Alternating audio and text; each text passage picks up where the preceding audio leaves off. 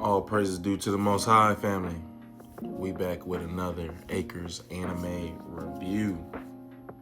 I just finished watching. Ooh, I'm excited. What a time to be an anime fan. I just finished watching the first episode of season 2 of Frieren. Look, family, off the top, if you have not watched Frieren, I highly recommend, I highly advise, I implore you, go watch Frieren. Go watch Frieren, season 1. Underappreciated season. It was out the same time as Solo Leveling. So Solo Leveling got all the hype, all the attention, all the social media attention and everything. But I had more fun with Frieren. Solo Leveling was really cool. Really cool. I had a lot of fun with Solo Leveling. I just happened to enjoy Frieren more. And so I'm very excited that we back with another season. This episode was very fun. You know, this show just gives me adventure vibes. Like I'm on a quest. I'm traversing lands, right? Like it's not the most action packed, but I don't know what it is, family. Like comment for me, family, what it is about Frieren that got y'all hooked. I mean, it's just the adventure vibe. I love the quirky personalities that, you know, we're engaging with. I really enjoy seeing like this youthful awkwardness between Fern and Stark, right? And then every now and then, like some cool stuff be popping off, like some really good. Go watch season 1, family.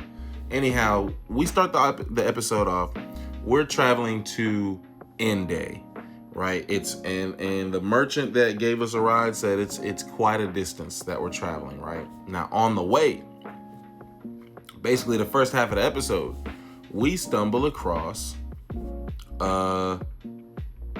what was it called? A magic nullifying stone. And Frieren's the one that we find. Frieren explains to us, well, that size, that'll buy you a mansion. And it's like 2 handfuls about, right? It's probably like a solid 2 foot, maybe a solid foot even, stone. And now here's the problem, family. It's nullifying Frieren and Fern's magic. Now we know these are top tier wizards and sorcerers here, right? So it's nullifying Fern and Frieren's magic.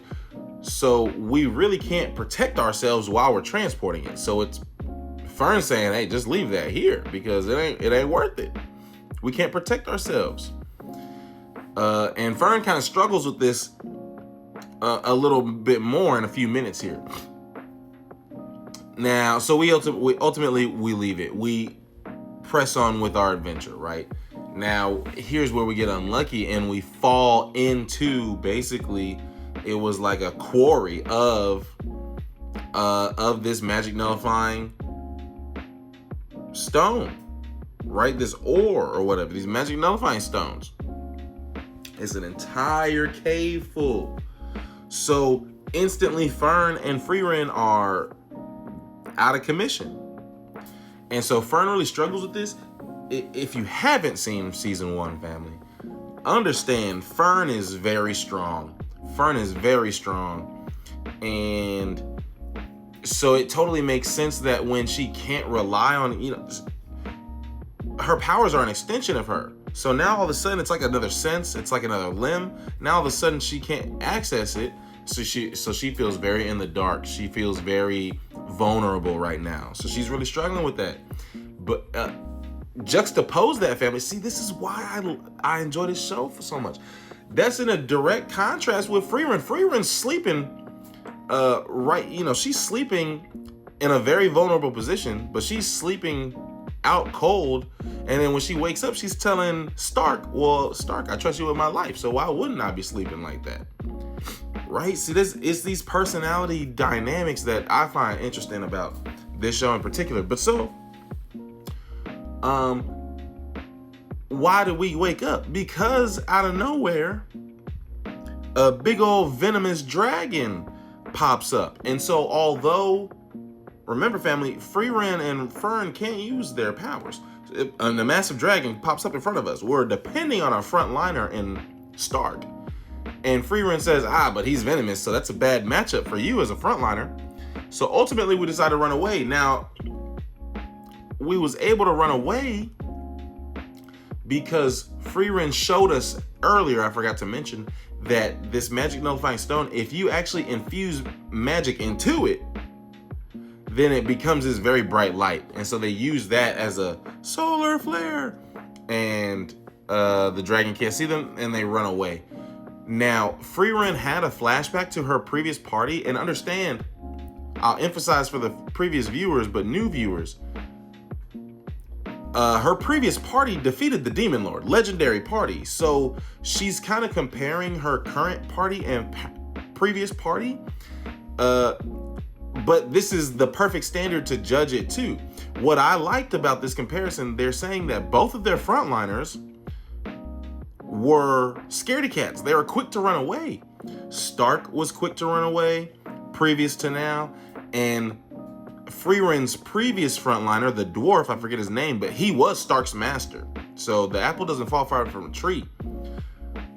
But what I think these parties benefit from is if you have a hard-headed frontliner and he just presses on in every situation, you're going to be in trouble. Especially when he gets in over his skis and now the whole party's vulnerable. If you have a frontliner that's not too hesitant to run away, you understand, this is a really serious situation that we should get out of. Maybe that's just me reading it, but I like that. Anyhow, family, we escape the dragon.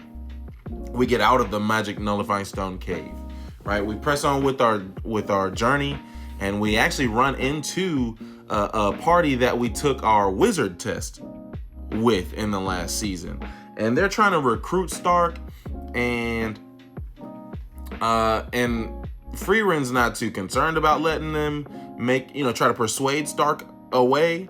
Fern's somewhat concerned, but ultimately Stark hears them out. He has a couple drinks with them. He hangs out we're all at the same inn, and that's how we run into them. So he spends some time, and ultimately he decides not to. And he explains to Fern that it's not... Frieren made mention that she forced Stark to join the party. And Stark is explaining to Fern. That's how she words it, but that's not actually the case. I'm happy to be in this party. I'm this party's frontliner. That's what I do. I'm happy to do that.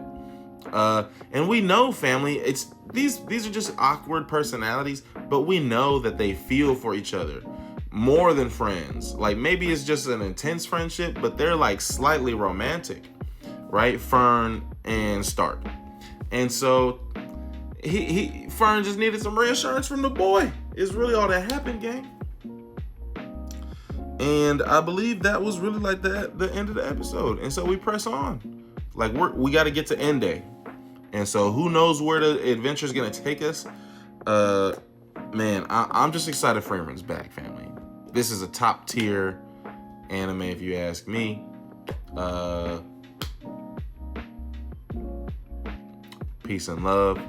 All praises due to the Most High. Comment like some of y'all favorite scenes from season 1.